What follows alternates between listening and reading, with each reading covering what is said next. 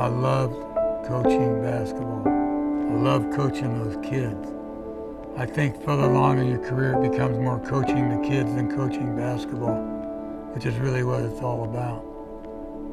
And I got jacked up every day because you don't realize how much fun it is until it's over. The Monday after I got out, I was sitting there and I thought, man, if I had a team, I'd be sound, solid, and simple. Sound, solid, and simple. Then I thought, you don't have a team. Then I thought, I never realized how hard I worked for 38 years. I got a series of verses I really like, different verses, but one of them is Ecclesiastes 5:19 and 20. When God gives a person wealth and possessions and enables them to enjoy them, to accept their lot and be happy in their work, this is a gift of God. This person seldom reflects on the days of their life because they're occupied with gladness of heart. I always think of Coach Wooden when I think of verse 20. He was occupied with gladness of heart right up to the end. He was helping people his whole life. That's what it was all about. Anybody that says they wouldn't change a thing is lying. There's no doubt in my mind. They're lying. Because that's saying I'm superhuman, I'm heavenly. We're not. We know what we are. Went by a little church coming back by Florence and it says, had a simple sign, sinners welcome. It wasn't very big church, but it needs to be enlarged because we're all sinners and we all fall short and we all have regrets. And that's what's really tough, is to do the right thing, the next right thing right.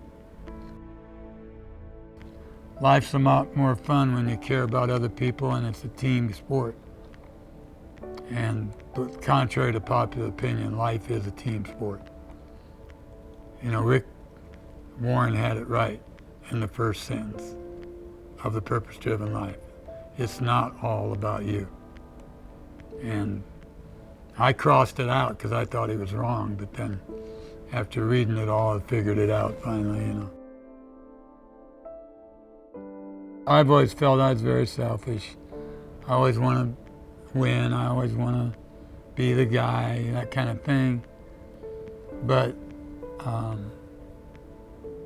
happiness begins when selfishness ends. And I've never met a selfish person that was happy, and I've never met an unselfish person that was unhappy.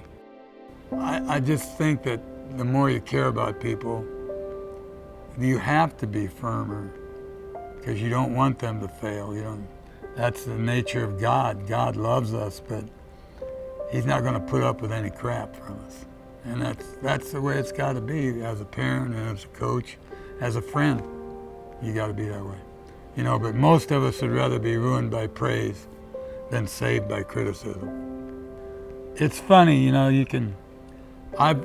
my experience, I've found the coaches that are the hardest on their kids, the kids love them a whole lot more than a guy that just rolls the ball out.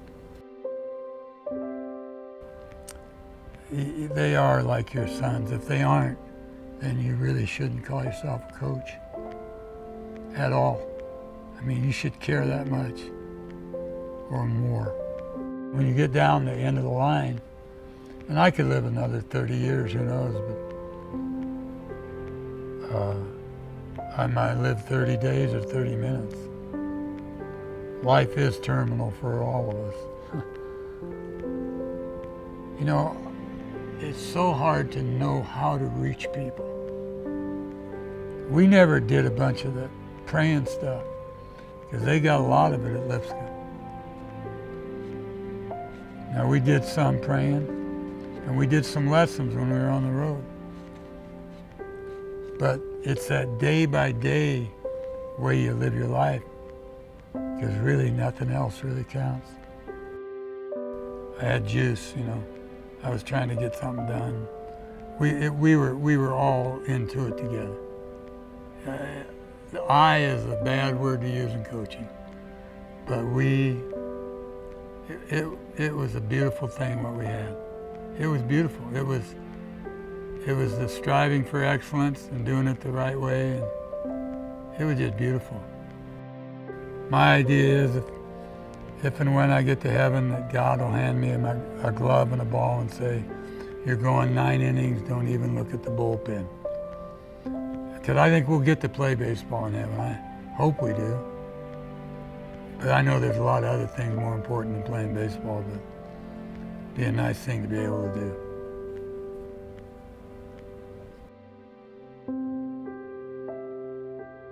The whole idea is to leave every place a little bit better than you found it.